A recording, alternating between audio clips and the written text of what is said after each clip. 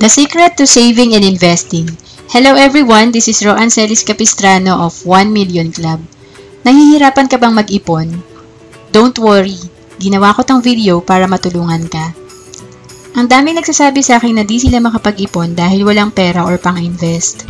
Naisip ko naman lahat naman tayo pare-pareho lang ng sitwasyon. Saka kung di ka makapagsimula ngayon, kailan pa? Kailan ba darating yung araw na sobra-sobra ang sweldo mo? Saving money requires continuous effort. Kaya naman marami ang walang ipon ay dahil di naman basta magiging sobra pera mo sa ATM. Di darating ang sitwasyon na pagkasweldo mo at pagka-withdraw ng withdraw, biglang, uy, may natira akong 3,000. Bes, walang ganun eh. The secret to saving and investing is resourcefulness. Di kailangan marami kang pera para makapagsimula. Unang-una, kaya ka nga mag-iipon eh. Kasi maliit lang pera mo. May nagsimula bang mag-ipon na mayaman ka na? I mean, mayaman na yung tao tapos naisip niya, ay makapag-ipon nga kasi may pera na ako. Paano ba maging resourceful sa Tagalog? Mapamaraan. Ang mga nanay magaling sa ganyan. Ihalimbawa na lang natin ang mama ko. Si mama, mapamaraan yan. Noong mga estudyante pa kami, alam ko na agad pag kulang budget niya sa pagkain. Bibili siya ng maraming itlog at alam na namin na torta ang ulam. Kagaya ng bibili siya ng 2 hotdog at mga basag na itlog. Yes, basag. Mas mura yon. Total, babasagin mo din naman mga itlog. Dahil sa itlog, dumami na ulam namin. 5 kasi kami magkakapatid. Di ba mapamaraan talaga? Ito pa ang sample ko sa pagiging resourceful.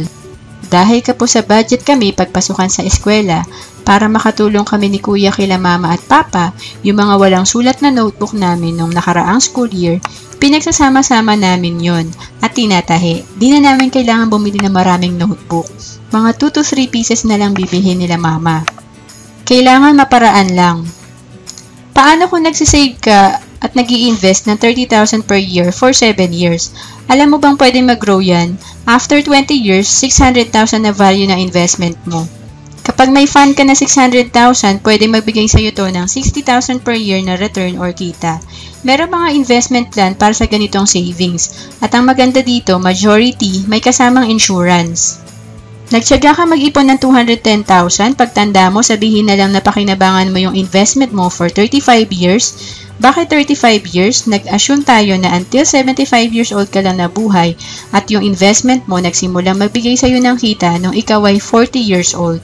So, 2.1 million yung kinita mo. Imagine 7 years ka lang nag-ipon, 35 years mo na pakinabangan.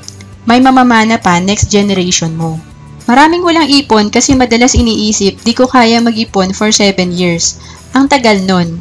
Pero opposite yata to sa lagi nating sinasabi na ang bilis talaga ng panahon. Parang kailan lang maliit ka pa, ngayon dalaga ka na.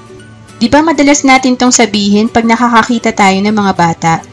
So when it comes to saving and investing, don't procrastinate, don't delay. Realize the value of time. Don't say there is still time or maybe next time because there is also the concept of it is too late. To learn more about investments, register to our webinar or online seminar about personal finance. You may also visit www.1millionclub.com. You may also check the link below to register to our free financial checkup. Or email me at roan@1millionclub.com. Thank you for watching this video.